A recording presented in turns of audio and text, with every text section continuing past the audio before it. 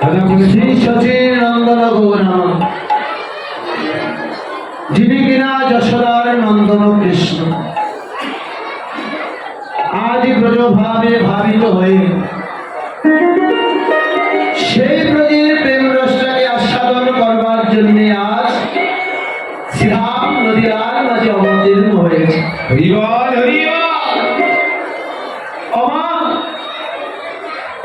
একবার ভালো করে ভেবে দেখো,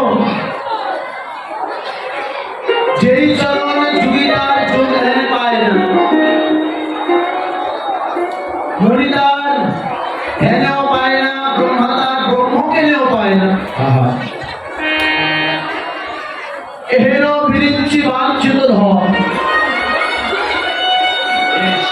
কলির আরাধ্য দেবতা, কলির পাবন অবতার আমার গৌরাঙ্গ সুন্দর। কলিজীবের হেন দুঃখ দুর্দশাকে দর্শন করে আজ নিজেই কৃষ্ণ নামে ডালিকে মাথায় করে ভগবান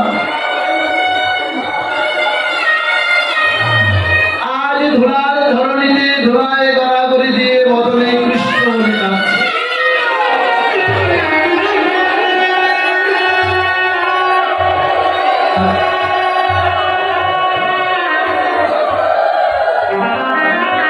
সেই ভগবান কৃষ্ণ বলে কাঁদে, যে ভগবান কিনা সত্য ত্রেতা দ্বাপরের রাজা ভগবান।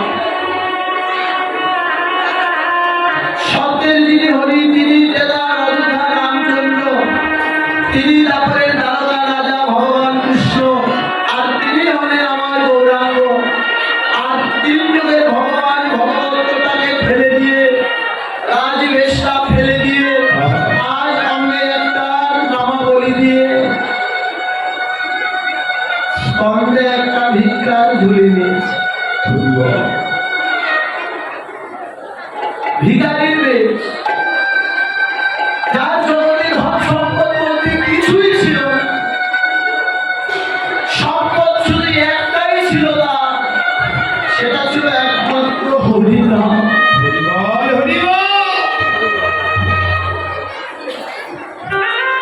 এই যে আজকে যে যুগে আমরা বাস করছি না, বাবা, এখনকার যে যুগ চলছে তার নাম কলি যুগ।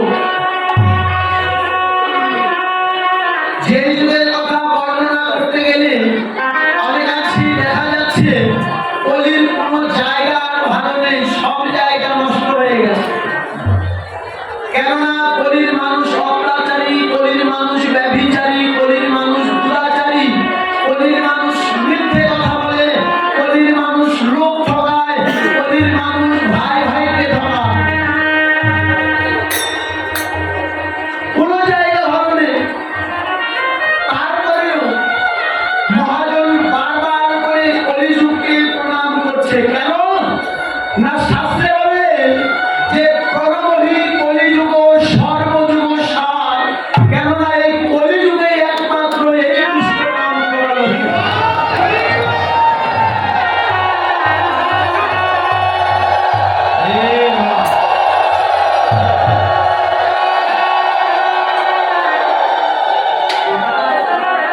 আমার ভগবান যে ধনগুলো তিনি কোনোকালে অর্পণ করা হয়নি আর অর্পিত হওয়ারও নয়, সেই অনর্পিত ধনটা, যে ধনটা কিনা আমার বড় বৃন্দাবনের শ্রীমতী রাধারানীর খাল ভান্ডারে লুকায়িত ছিল, সেই রাধারানীর খাল ভান্ডার থেকে চুরি করে এনে আজ নদিয়া প্রত্যেকটা ঘরে ঘরে বিলাই দিয়েছে।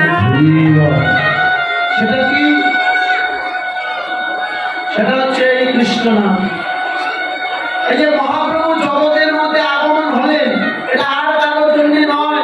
মহাপ্রভুকে যিনি এনেছিল তিনি হলেন শান্তিপুরে, যার নাম অদ্বৈত গোসাই। যার ডাকে আমার ভগবান থাকতে পারে না, ছুটে এসেছেন। অদ্বৈত ঠাকুর, এই যে কৃষ্ণ নাম,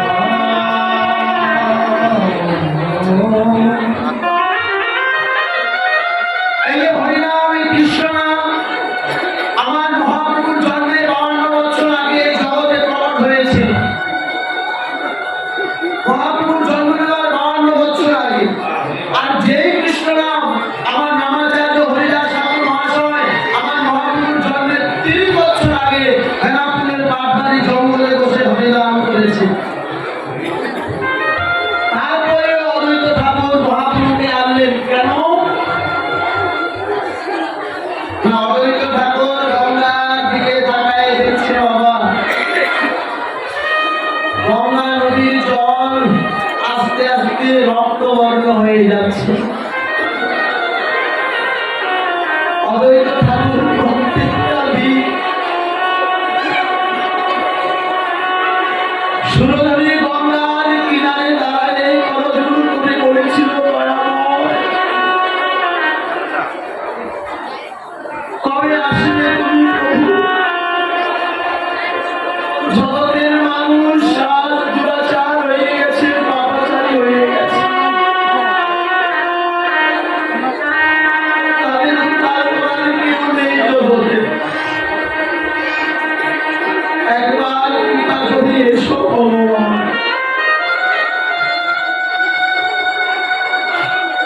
তাদের উদ্ধারের রাস্তা দেখায় দাও।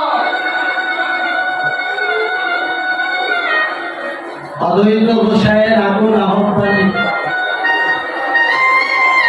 শশীগর সিন্ধু মাঝে নদিয়ায় প্রকট হলেন আমার ভগবান।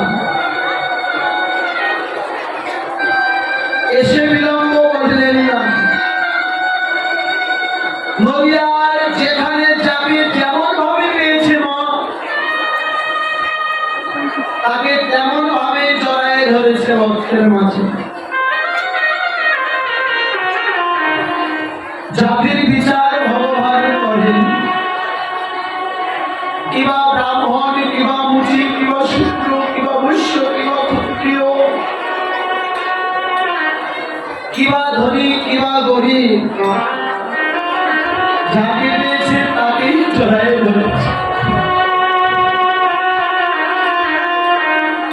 কিন্তু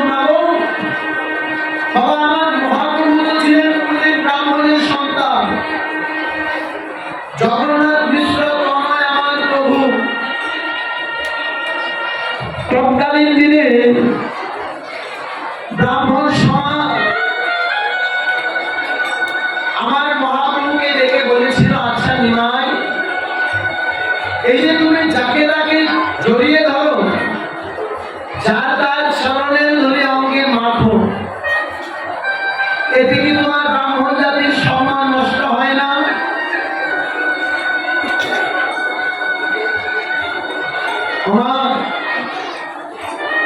আমার মহাপ্রভু উত্তর দিয়েছিল, জানো বাবা,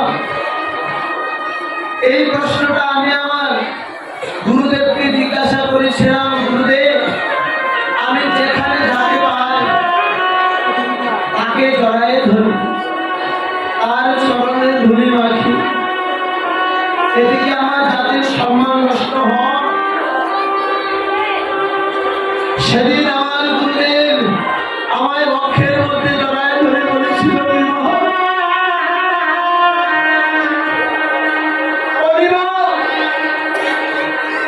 এই জগতে কোটি জন্মের সুকৃতির ফল না থাকলে কোনদিন সাধুর বৈষ্ণবের চরণ জল আর ওই চরণের ধরে অঙ্গে নেওয়া যায়।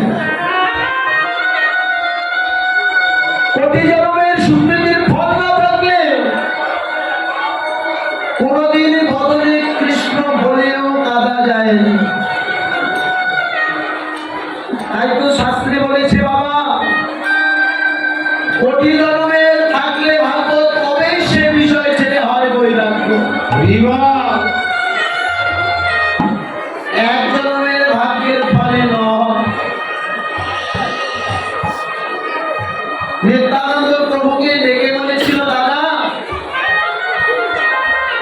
তুমি নদিয়ায় যাকে পাবে তাকে জড়ায় ধরে হরিনাম দেবে। নিমাই বলেছিল, তারা যদি কৃষ্ণ নাম করতে না চায় তাহলে কি হবে? বলেছিল, দাদা, যারা কৃষ্ণ নাম না করতে চাইবে তুমি গিয়ে এক কাজ করো, দাদা, ছুটে গিয়ে তাদের হস্ত যুগলখানা না হয় জড়ায় ধরবে। যদি হাতে ধরলেও তারা কৃষ্ণ নাম না করে, বলছে, দাদা, এই জগতে যদি তারা কৃষ্ণ নাম করিতে না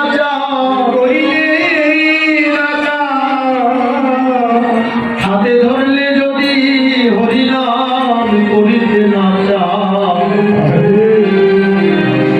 তুমি কি করবে জানো? তুমি ছুটে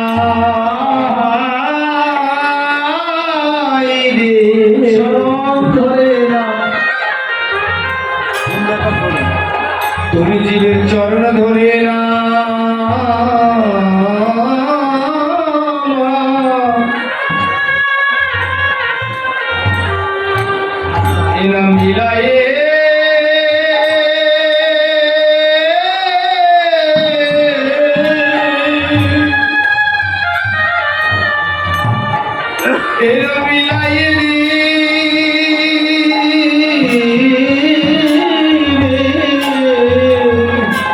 শুধু ওই না করি দিবে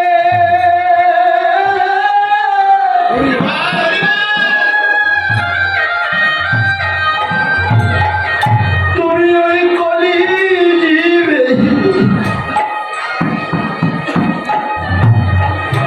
উদ্ধারে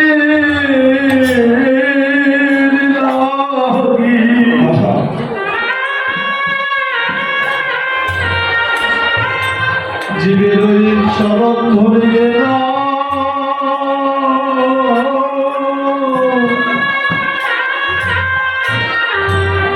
এই কৃষ্ণ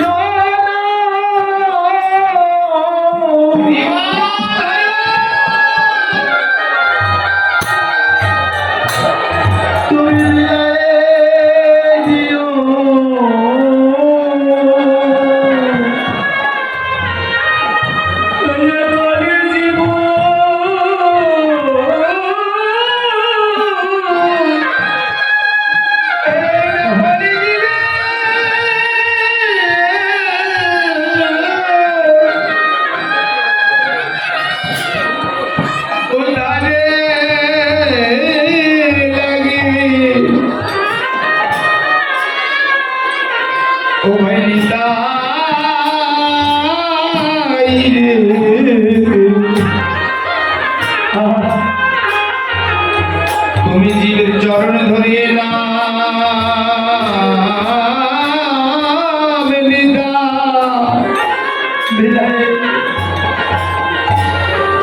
মিলায়ে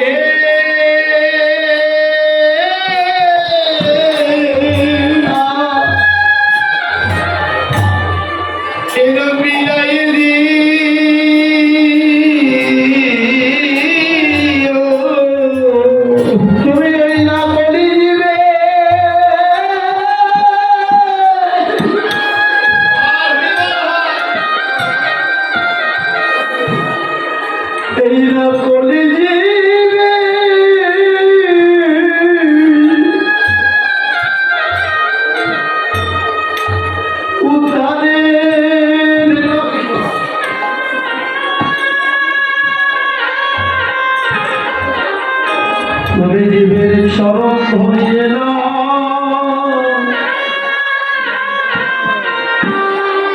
এলা মিলায়ে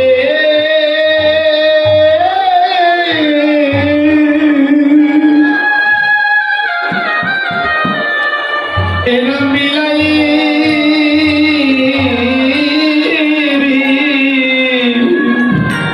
তুমি যেন কাউকে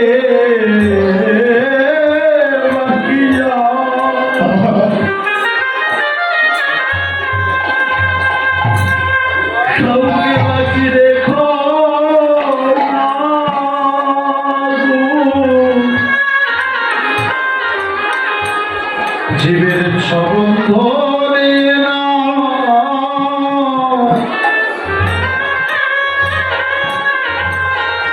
এই কৃষ্ণ নামে মিলায়ে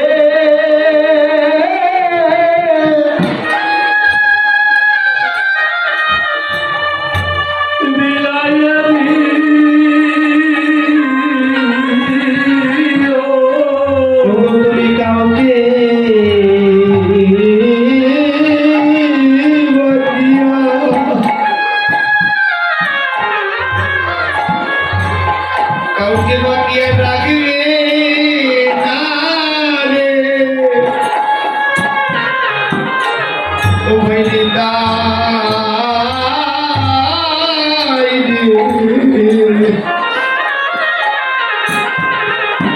তুমি জীবের চরণ ধরে না